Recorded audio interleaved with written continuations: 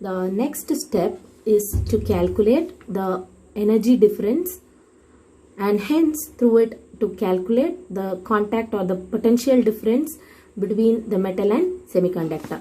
So seeing this figure, you can see the Fermi level of the metal and the Fermi level of the semiconductor at different points, at different energy levels. So this is the Fermi level of the metal and this is the Fermi level of the semiconductor.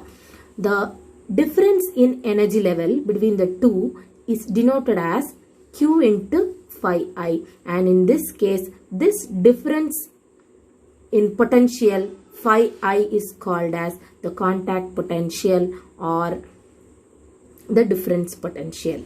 So from this figure we can find the Q into phi I. So Q into phi I can be given as EI. That is the, here phi I is the contact potential.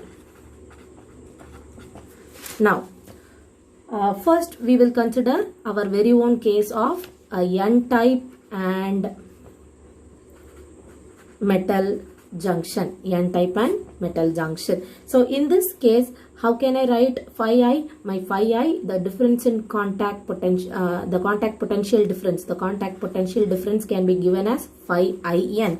So my phi IN, or otherwise my Q into phi IN, that is EIN is equal to Q into phi IN, and it is equal to, now go back to the diagram. So from the diagram, can you say me what is Q into phi IN? Q into phi IN. So Q into phi IN is nothing but, let me use a different color sketch. Okay. So Q into phi IN is equal to this total height Q into phi BN minus this small height, this yellow shaded portion, right? So this yellow shaded portion can be written as EC minus EF. So how can I write Q into phi BN? Q into phi BN can be written as this. Q into phi BN is this portion, right? This portion. Q into phi BN can be written as this total height minus this shaded in yellow part. The shaded in yellow part can be written as what? Shaded in yellow can be written as EC minus EF. EC minus EF. So how will I write Q into phi IN from the diagram? Q into phi IN can be written as Q into phi IN can be written as Q into phi BN minus this energy band shaded in yellow, that is EC minus EF, right? Okay, so it is EC minus EF.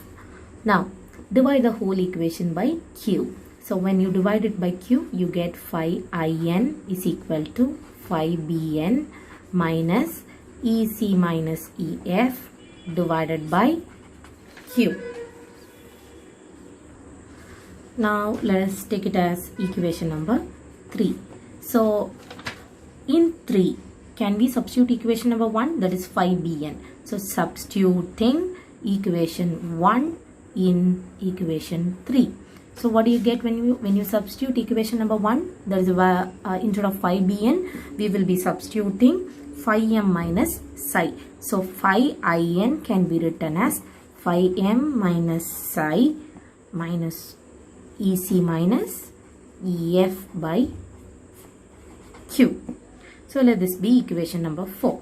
Now for a N-type semiconductor, from unit 1 for N-type semiconductor, what is EF? EF is equal to EC minus KT ln of NC by ND. You are very well aware of this equation. Now from this equation, we have to find out EC minus EF and take and substitute it into equation number 4. So what is EC minus EF? EC minus EF is equal to KT ln NC by ND. So making this as 5. The next step is to substitute equation 5 in 4. So instead of EC minus EF, I will be substituting KT ln NC by ND. Now, when I substitute, what do I get? I get phi IN is equal to phi M minus psi minus, instead of EC minus EF, it is KT, right? KT divided by Q ln of NC by ND. So this will be my equation number 6, and this phi IN is nothing but what? The contact potential between the metal and N-type junction. Now your task is to find phi IP. So phi IP is the contact potential between metal and P-type semiconductor junction. You can follow the same steps and calculate or find the expression for phi IP.